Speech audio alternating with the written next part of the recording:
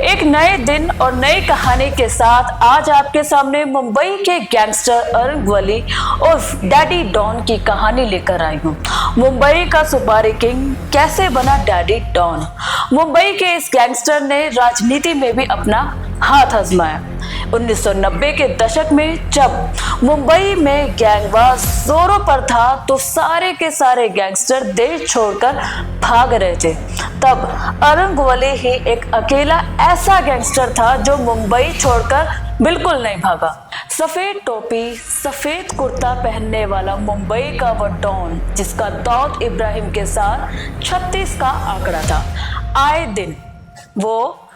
दिन D company के साथ उसका गैंग वॉर चलता ही रहता था।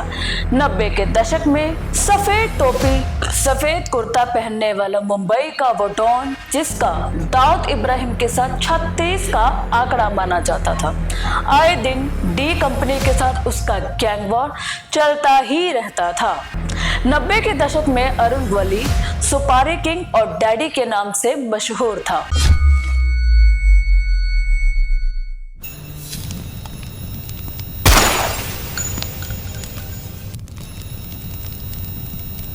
तो नमस्कार, मैं अदिति अपने इस शो भाई लोग में आप सभी का स्वागत करती हूँ और आप सबका ज्यादा वक्त ना लेते हुए हम कहानी की ओर बढ़ते हैं। मशहूर होने के बाद मुंबई के इस गैंगस्टर ने राजनीति में भी अपना हाथ आजमाया। 17 जुलाई 1955 को अहमदनगर जिले के कोपर गांव में जन्मा अरुण ग्वली और उसका भाई किशोर उर्फ पप्पा 1970 के दशक में मुंबई आए थे। शुरुआत में अरुण ग्वली मुंबई की टेक्सटाइल मिल में काम करता था। 1970 से लेकर 1980 के अंत तक मुंबई की टेक्सटाइल इंडस्ट्री में हुई बहुत सी हड़तालों की वजह से कई मिलों में ताला लग गया। बहुत से नौजवान इससे बेरोजगार भी हो गए, जिनमें से ग्वली भी शामिल था। इसके बाद ग्वली रामानायक और बाबू रेशीम की बायकुला कंपनी में भी शामिल हुआ, जो सेंट्रल मुंबई के बायकुला, परेल और 7 रास्ता इलाकों में जुर्म का कारोबार चलाया करते थे। 1984 से 1988 तक बायकुला कंपनी ने दाऊद की डी कंपनी की कई मामलों में मदद की। साल 1988 में एक पुलिस एनकाउंटर में रामानायक के मारे जाने की खबर के बाद अरुण ग्वली ने इस गैंग की कमान संभाली और अपने घर दगड़ी चौल से अपराध का धंधा चलाना शुरू कर दिया।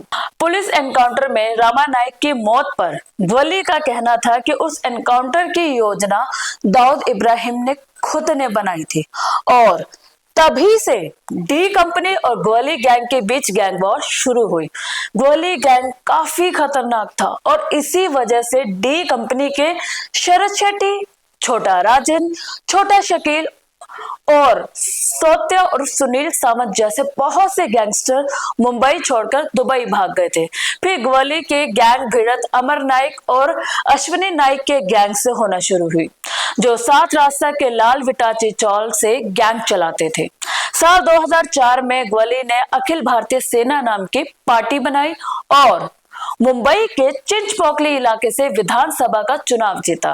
लेकिन जब ग्वली का भतीजा और विधायक सचिन अहिर उसकी पार्टी छोड़कर शरद पवार की राष्ट्रवादी कांग्रेस पार्टी में शामिल हो गए तो ग्वली का राजनीतिक करियर अब संकट में आ गया। बाद में लोकसभा चुनाव में सचिन अहिर एनसीपी की टिकट पर ग्वली के खिलाफ खड़ा हो गया। दोनों को हार का सामना करना पड़ा और फिर शिवसेना के मोहन रावले ने ये सीट जीती। ग्वली की बेटी गीता हाल ही में बीएमसी चुनाव में कॉर्पोरेटर बनी है। मुंबई पुलिस ने कई बार दगड़ी चौल की बिल्डिंग पर रेड डाली और फिर ग्वली के अंडरवर्ल्ड ऑपरेशन को तोड़ने में कामयाबी भी मिली।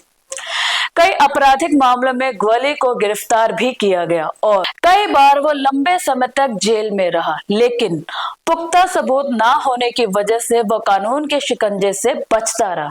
फिर शिवसेना के नेता कमलाकर जमशेदकर की हत्या के आरोप में वो फंस गया और अदालत ने अगस्त 2012 में उसे सजा सुनाई। अरुण ग्वली पर बॉलीवुड की कई फिल्में भी बनी हैं। साल 2015 में मराठी फिल्म दगड़ी चौल में मकरकंद देशपांडे का किरदार जैसे डैडी भी कहा गया। अरुण ग्वाली के जीवन पर आधारित है। साल 2017 में रिलीज हुई हिंदी फिल्म डैडी भी ग्वाली के जीवन पर भी आधारित है, जिसमें अर्जुन रामपाल ने ग्वाली का किरदार निभाया है। मुंबई के गैंगस्टर से नेता बने अरुण ग्वाली उर्फ डैडी के बारे में कुछ दिलचस्प बातें भी मैं आपसे साझा करूंगी। अरुण ग्वाली, रामा नाइक, बाबू रेशीम की बायकुला गैंग की तिकड़ी मुंबई में भयंकर और सबसे खतरनाक मानी जाती थी। तीनों ने एक दौर में मुंबई अंडरवर्ल्ड पर राज किया था। अरुण ग्वाली, रामा नाइक, बायकुला गैंग की तिकड़ी मुंबई में भयंकर और सबसे खतरनाक मानी जाती थी। तीनों ने एक दौर में मुंबई अंडरवर्ल्ड पर राज किया था। ग्वाली को जुबैदा मुजावर नाम की लड़की से प्यार हुआ और फिर परिवार के खिलाफ जाकर उन्होंने शादी की। शादी के बाद जुबैदा उर्फ आशा ग्वाली दगड़ी चौल की लेडी डॉन बन गई। दाऊद की बहन हसीना पारकर के पति इब्राहिम पारकर को अरुण ग्वाली ने ही मारा था। इसका बदला लेने के लिए साल 1990 में दाऊद इब्राहिम के आदमियों ने ग्वाली के बड़े भाई किशोर की हत्या की। कहते हैं पारकर की हत्या की ग्वाली और डी कंपनी के बीच दुश्मनी सबसे बड़ी वजह थी। एक ऐसा भी समय था जब शिवसेना ग्वाली की मदद किया करती थी। एक रैली में शिवसेना प्रमुख बाल ठाकरे ने कहा था कि अगर पाकिस्तान के पास दाऊद है तो भारत के पास ग्वाली है, लेकिन फिर बाद में शिवसेना और ग्वाली के रिश्तों में दरार आ गई।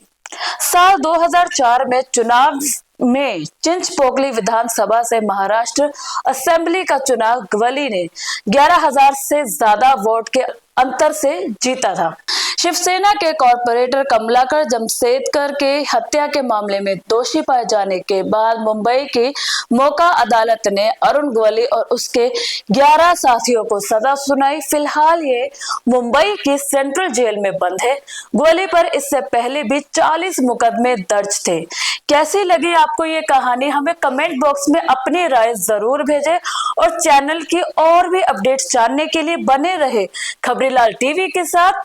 मैं अदिति, कैमरामैन सनी के साथ। धन्यवाद।